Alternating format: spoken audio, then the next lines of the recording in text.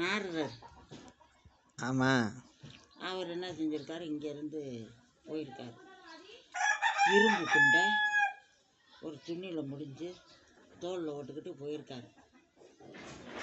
நாரதர் வந்து கழகம் நம்மையில் போய் முடியும்ட்டு நாரதர் கழகக்காரர் தானே போயிருக்காரு, முடிஞ்சு விட்டு. அப்போ ஈஸ்வரி,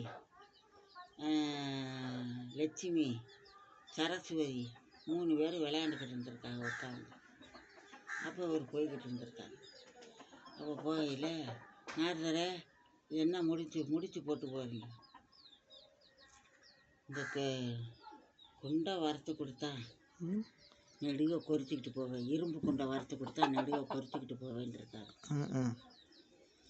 சிரிச்சிருக்காளுங்க ஒரு பூரா, இரும்பு குட்டை போட்டு எப்படி வறுக்கிறதுன்னு. அப்போ என்ன செஞ்சுருக்காரு, அதையும் வாங்கி தோலில், அதையும் கேட்டுக்கிட்டு தோலில் ஓட்டுக்கிட்டு போயிருக்காரு. சரி, இவங்க சும்மா சொல்கிறாரேன்ட்டு வறுத்து கொடுத்துருக்கலாம்ல. வறுக்கிறதுக்கு சக்தி வேணும்ல, இப்படியே போயிருக்காரு.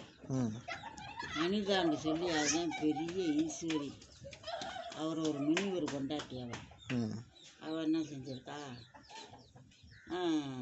உக்காந்துக்கிட்டு மினிவர் எங்கேயும் போயிட்டா காலை கழுவி அந்த தண்ணியை வச்சுக்கிட்டு உக்காந்துருக்கா. அவள் காலை கழுவி.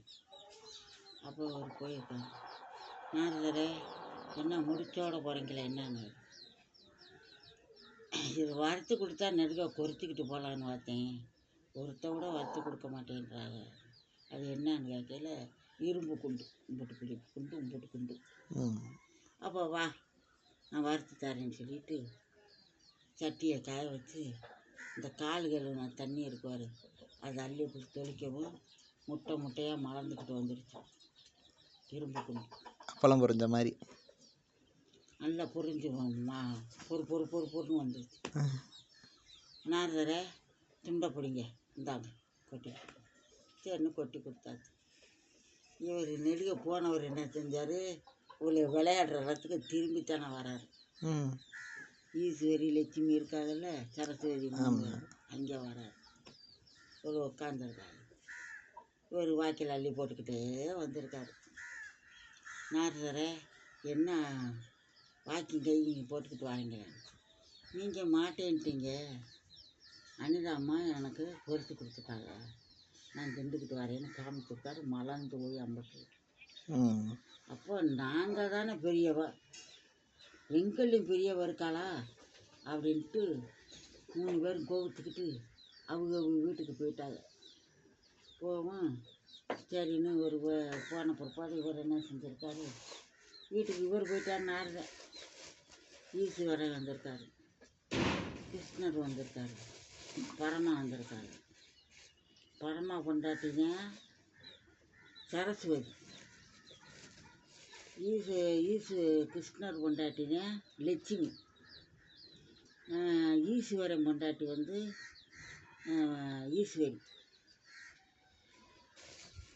என்னம்மா கோபமாக இருக்கீங்க, என்ன செஞ்சது அப்படின்னு கேட்கல, நாங்கள் தான் சக்தி வாய்ந்த ஒன்று இருக்கோம், எங்களுக்கு மேலே சக்தி வாய்ந்தவ அவருக்கெல்லாம் இந்த மாதிரி குண்டை பொறுத்து கொடுத்து திண்டுக்கிட்டு வராரு, நீங்கள் போய் அந்த அம்மாட்ட போய் 3 பேரும் போய் ஆளுக்கு ஒரு பிள்ளை வேணும்னு கேளுங்க.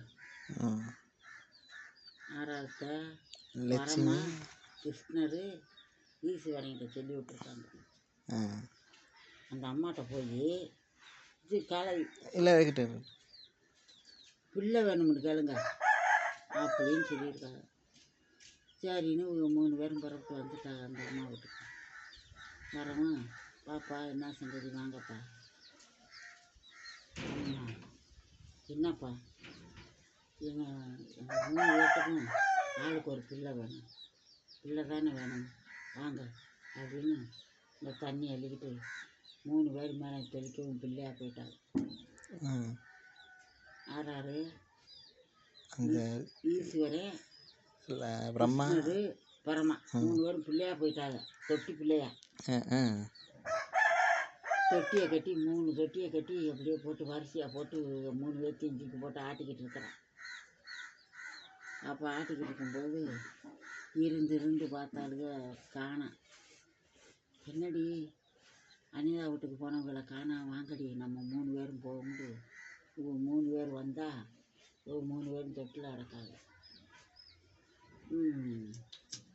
எங்கள் வீட்டுக்காரர் 3 பேர் வந்தாங்களே எங்கள்